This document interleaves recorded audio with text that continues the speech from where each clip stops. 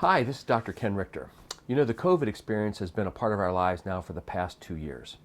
Vaccinations have been available for over a year and continue to spark controversy and debates.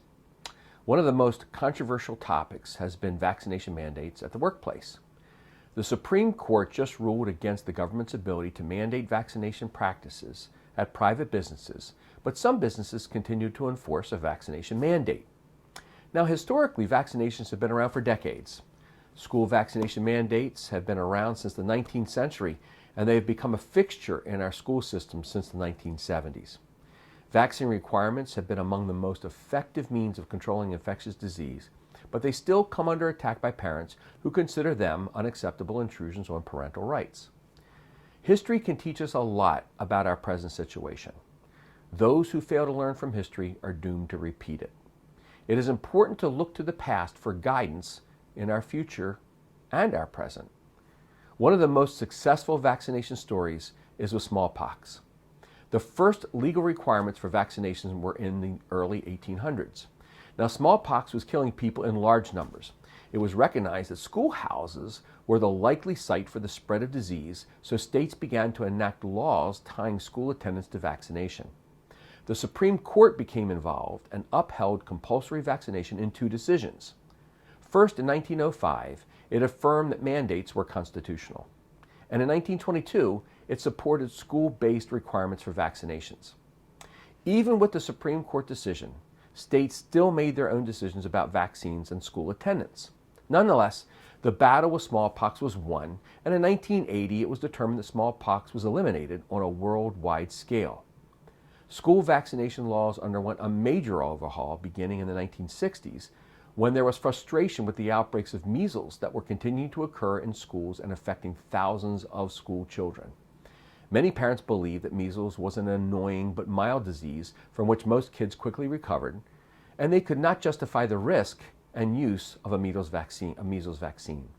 Now, unfortunately, it was recognized that measles caused serious complications, including swelling of the brain and pneumonia. This complication fueled the advocacy for school-mandated vaccinations.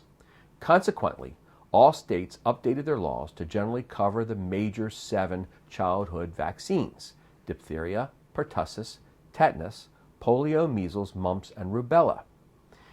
By 1968, half of the states had vaccination requirements, and it wasn't until 1981 that all states had vaccine requirements. Diseases like smallpox, measles, and polio began their decline and became less of a threat to children. Parents were not seeing their children with braces from the paralysis of polio or having to endure the breathing struggles that put their children in iron lungs. As these laws were enacted, there were still some protests and arguments, although through most of the 20th century, it was much less likely that parents would question the pediatricians and family doctors' recommendations for their children. In fact, in 1978, 90% of parents said that they would vaccinate their children even if they were not mandated to do so. It is interesting that vaccination success waned over the subsequent years because of the vaccine success. The generation that had the experience of seeing kids die from whooping cough or crippled with polio was passing. And there was a generation of parents that had never seen any of these diseases and their dramatic impact. So it became more difficult to enforce a vaccination for something not seen or feared. Public measures were enacted to have vaccines at school, and there were punishments levied that prevented kids from attending school until their immunizations were completed. Now, some 5 decades after school mandates became universal, we are faced once again with a controversy over vaccinations. Misinformation is abundant for and against COVID vaccination. And we have a public forum that did not exist 50 years ago: social media. A blog that gets retweeted thousands of times muddies an already gray picture for accurate assessments and medical decision making. COVID is a virus that does not care how old you are or how you voted or who you are. The science of COVID continues to be learned and discovered. Facts are facts and cannot be debated. Opinions are voiced and continue to spark controversy and debate. When opinion is voiced as fact, that's where misinformation is born. The differentiation between opinion and fact is a large part of the current conversation and controversy. Trust becomes a huge issue. We have become a society that does not trust our government and our healthcare systems and our providers. Now, both parties have earned that mistrust.